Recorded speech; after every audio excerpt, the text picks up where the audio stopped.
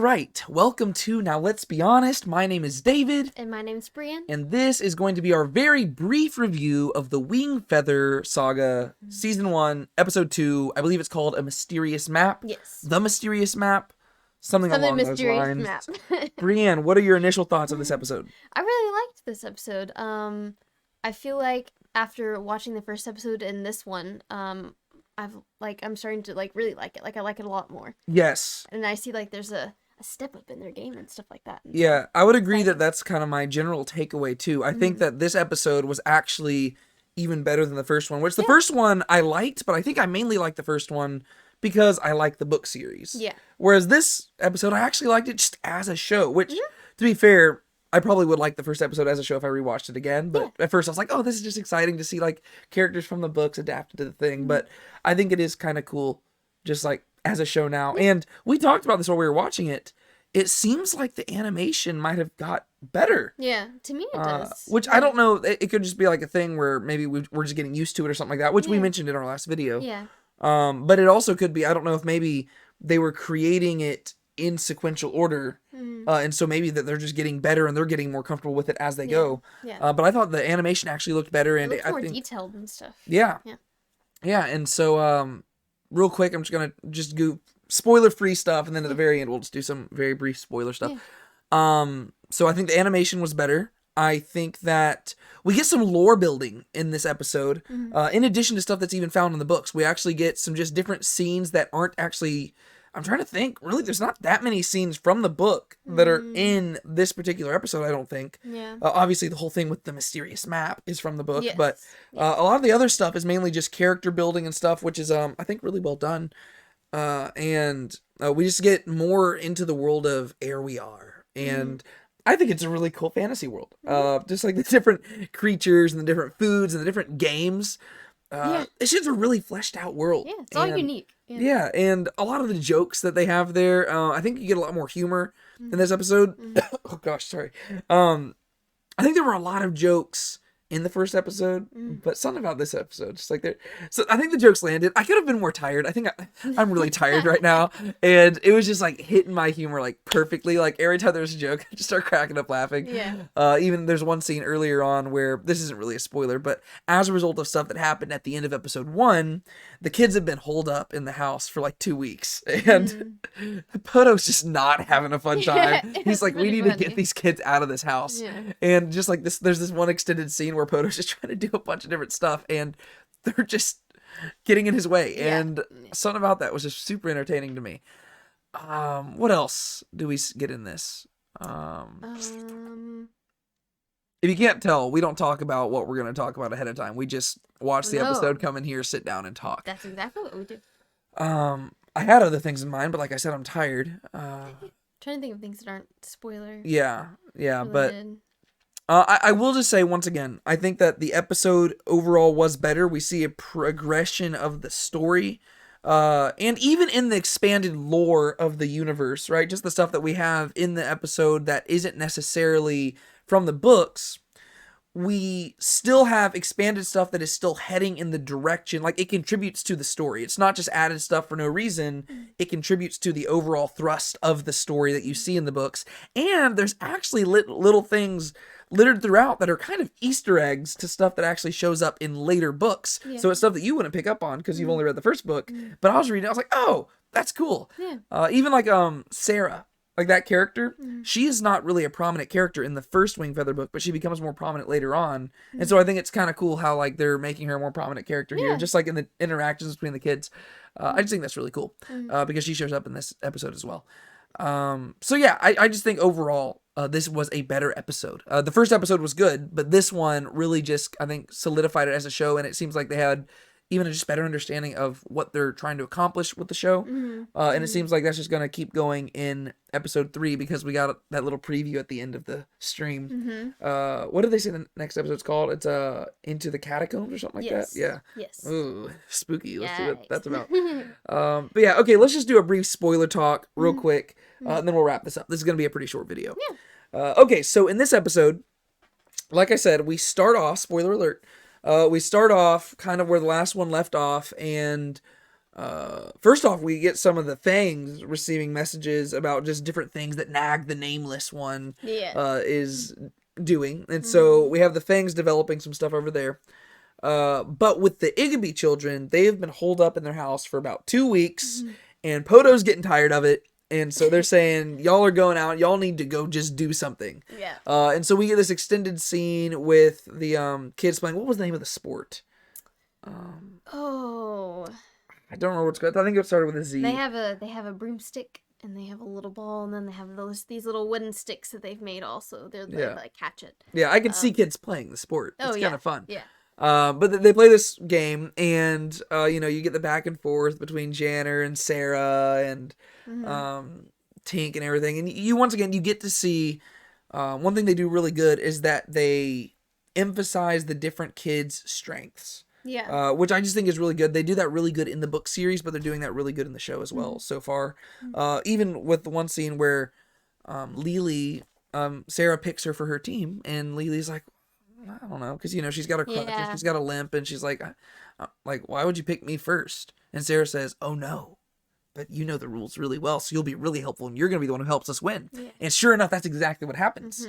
The reason they win is because Lily knows the rules. Yeah. And so it's cool how, I just think that's a really redeeming quality that the Wingfeather Saga does, and Andrew Peterson just emphasizes this stuff a lot in his work, is how you can use brokenness and the brokenness can be redeemed, right? And so you've got Lily who, yes, if you just look at her, she seems like somebody who is handicapped, but people don't look at her as a handicapped person. They look at her as somebody who, yes, she has a handicap, but she has so much else to offer. And I just think that's really cool. Yeah. And I just think it's kind of an encouraging community to live in. It's just kind of cool. Sarah sees that.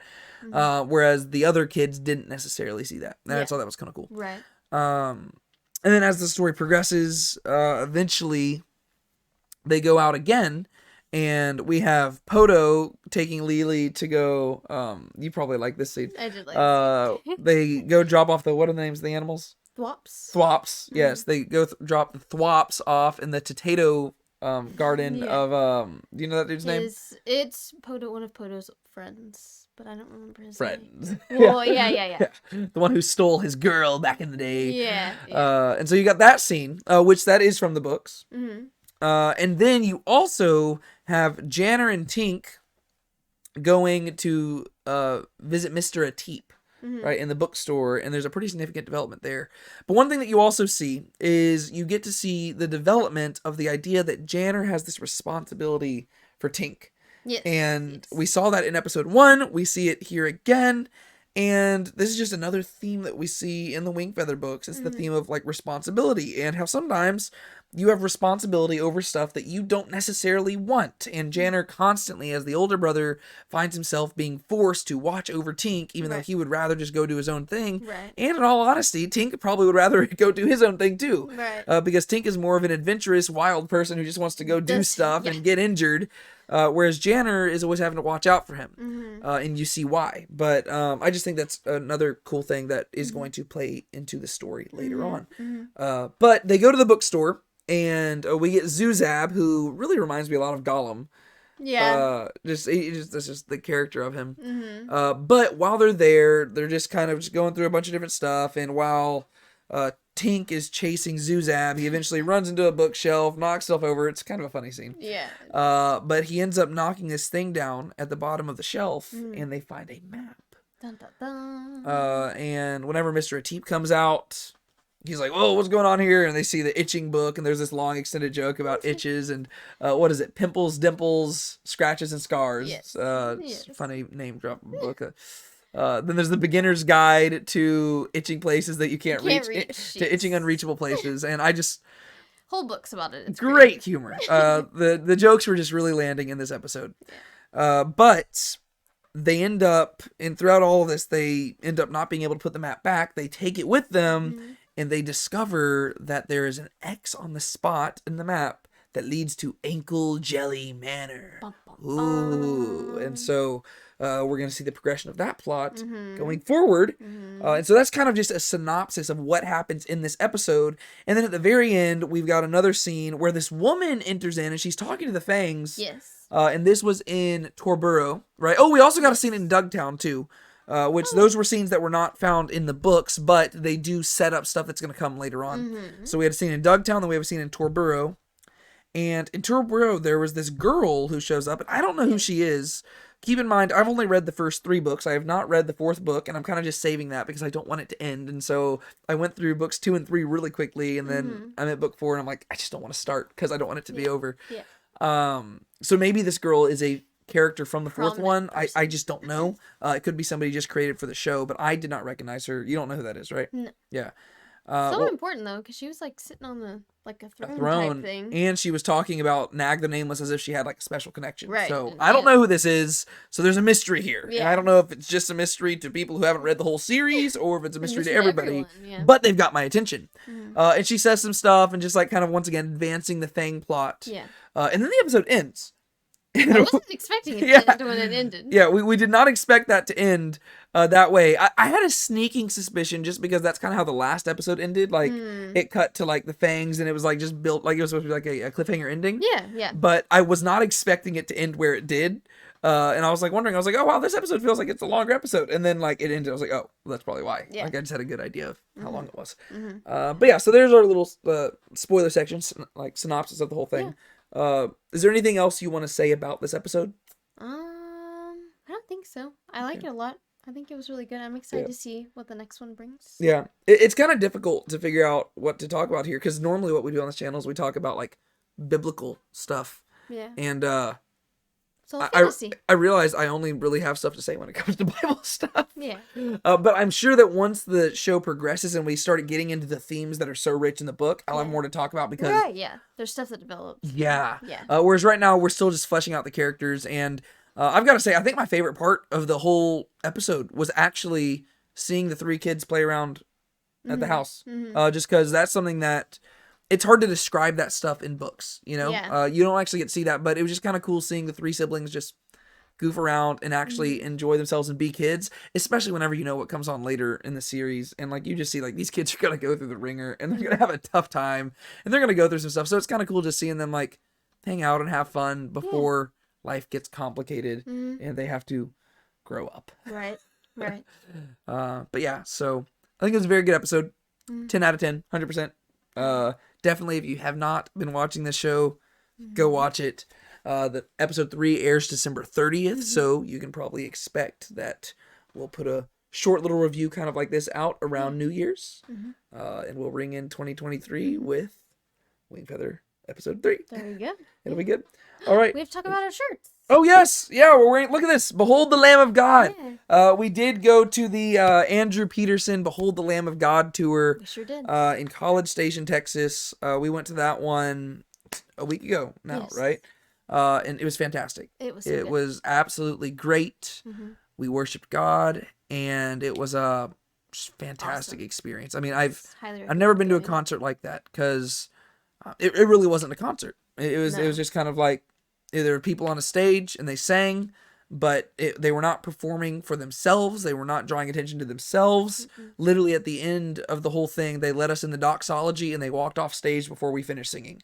So that whenever we applauded, we were just applauding for God. And it was a really cool experience. And I'm counting down till next year because I want to go again. And I wish that there were more experiences like that, especially in, like, just the Christian music industry and stuff like that. Because I am not usually a big concert person, but I would go to concerts like that all the time, because afterwards we were just filled with joy, and we drove all the way back home and we were like, this was amazing. Yeah, couldn't stop talking about it. Yeah, whenever we were driving there, we were both very tired. Yes. And whenever we left, like, we were heading home at like 11 o'clock at night and had so much energy and we're just wide awake, and it was really, really cool. And so, yes, Behold the Lamb of God. And we've still been listening to the album again and again, because it's just a beautiful Christmas album. And so there you go. But there's a little Andrew Peterson spiel, but it's related to the Wingfeather Saga. If you don't know that, Andrew Peterson's the guy who wrote the Wingfeather Saga. That's how this ties in.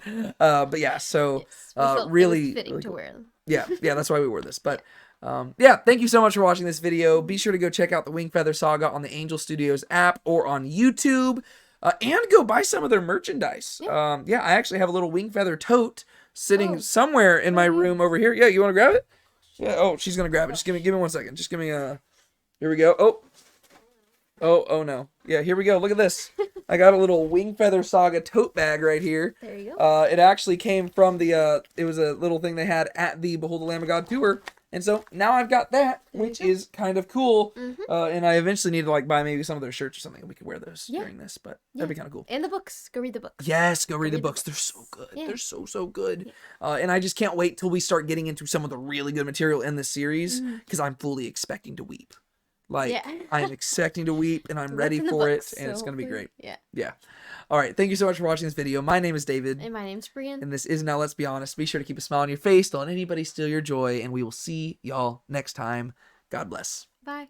You read a verse, you sing a hymn, the money's in the plate. Sundays you mark out for him, but even then you show up late. You bought the shirt, you wear the cross, but sin throughout the week. 30 shekels and a noose, you kiss him on the cheek.